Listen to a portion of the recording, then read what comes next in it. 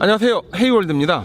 지금 시간에는 사륜구동 장치에 대해서 좀 설명을 해보려고 해요. 지금 SUV를 가지고 계시는 분들은 사륜구동 장치가 있는 차가 있고 없는 차가 있을 겁니다. 개인적으로는 굳이 SUV에 사륜구동은 필요 없다라고 여러분들한테 얘기를 하고 싶은데, 여기서 오늘 얘기하고 싶은 얘기는 사륜구동이 필요하냐 안 필요하냐 이 얘기보다는 지금 타고 계시는 차에 사륜구동 장치가 과연 원활하게 작동을 하는지에 대해서 여러분들한테 얘기를 좀 해보고 싶어요.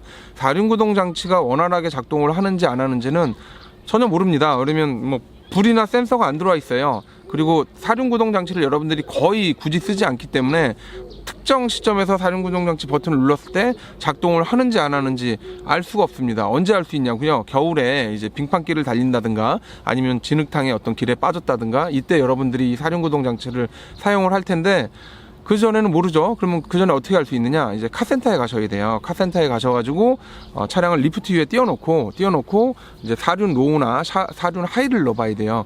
대부분의 경우는 사륜 로우 하이 같은 경우는 들어오는 경우가 굉장히 많습니다. 하지만 사륜 로우 같은 경우는 거의 작동을 안 하는 경우가 많아요. 그렇기 때문에 여러분들이 정말 필요한 순간에 사륜이 안 될 수가 있어요. 그래서 시간이 되시면 가까운 정비소에 가셔서 사륜 장치를 테스트를 반드시 해보셔야 돼요. 이게 정말 중요합니다. 평소에 사륜장치 테스트를 안 해보게 되면 정말 중요한 순간에 사륜을 쓸 수가 없어요. 사륜장치가 그러면 왜 자꾸 이렇게 작동을 안 하고 오작동을 일으키느냐? 일반적으로 상시 사륜 같은 경우는 뭐 제가 정확히 체크를 해봐야겠지만 상시 사륜이 아니고 필요할 때만 사륜을 넣게 돼 있는 버튼 같은 경우는 안에 보면 그 TC 모터라고 사륜을 변환해주는 모터가 따로 있어요. 근데 이게 모터다 보니까 오랫동안 사용을 하진 않으면 안에 마그네틱이 고착이 돼서 이게 작동을 아예 안 합니다. 근데 중요한 건 작동을 안 해도 여러분들이 평소에 알 수 있는 방법이 없다라는 거예요. 그렇다고 무작정 여러분들이 TC 모터를 갈 수는 없는 거고요. 가장 중요한 건 카센터 가가지고 리프트에 올려서 로우랑 하이를 테스트를 해본다든가 이제 하시면 되고요. 두 번째 방법은 아주 편하게 할 수 있는 방법이에요. 사륜 하이는 잘 여러분들이 알 수 있긴 쉽지 않고요.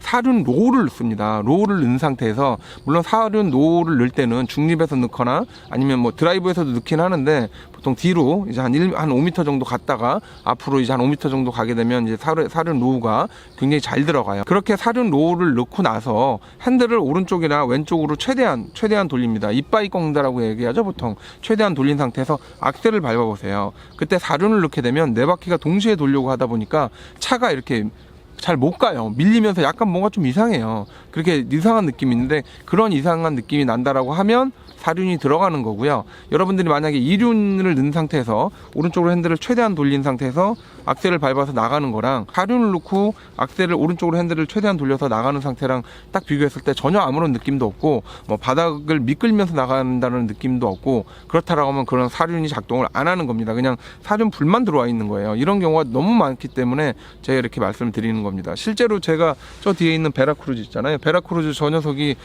작년 겨울에 약간 언덕길에서 이제 차가 밑에 좀 이렇게 빠져 있었어요. 그래서 사륜을 넣었는데 사륜은 분명히 들어가 있는데 작동을 안 해요. 그래서 거의 뭐 장정 몇 명을 불러서 같이 밀어서 정말 아주 창피했습니다. 베라크루즈 사륜 끌고 다니면서 사륜이 작동을 안 해서 주변 분들을 불러서 이제 차를 밀어야 되는 이런 어처구니 없는 일들이 생겼는데, 이런 일들 겪기 싫으시면요, 반드시 테스트 해보세요. 작년인가 재작년인가 아마 그 강남대로 한복판 테헤란로에서 눈이 엄청 많이 왔을 때도 대부분의 외제차들이 그냥 그 후륜구동이다 보니까 가질 못했다고요. 그때 몇몇 분들은 사륜 스위치를 알아서 사륜을 넣어서 이렇게 탈출을 하신 분들이 있었지만, 어떤 분들은 실제로 눌렀는데도 안 먹어요. 왜 안 먹냐?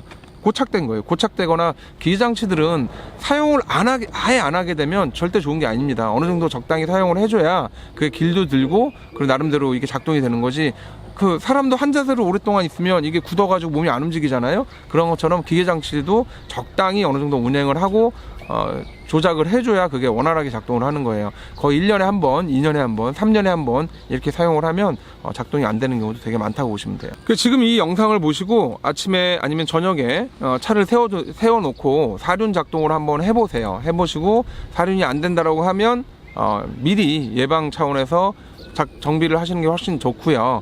아무래도 겨울에 눈길이나 아니면 여름에 빗길 같은 경우에는 사륜을 넣고 다니는 게 확실히 당연히 좋습니다. 안 좋을 수가 없어요. 아무래도 4바퀴 자체가 구동을 하면서 구동력 조절을 하는 거랑 2바퀴가 하는 거랑은 차원이 틀리거든요. 당연한 거 아닙니까? 4명이서 다니는 거랑 2명이서 다니는 거랑 어떤 게 훨씬 나아요? 4명이 다니는 게 훨씬 낫다고요. 단지 이제 어떤 차에 그걸 사용을 하느냐와 이제 4명이 다니긴 하는데 2명은 그냥 업혀서 가.